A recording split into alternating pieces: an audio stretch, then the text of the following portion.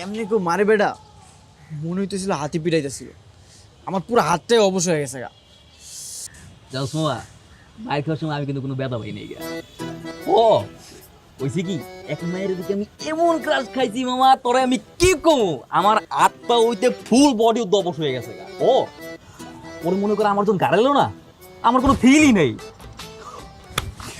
কি কইতেছিস এগুলা? আমিও তো একটা মায়ের দেখে পুরো স্থির হয়ে গেছিলাম। মায়াটা যে সুন্দর রে মামা, আমার যে পাবলিকের হাত থেকে পালাই দেবো সেটা তো আমার মাথায় আসছিল না।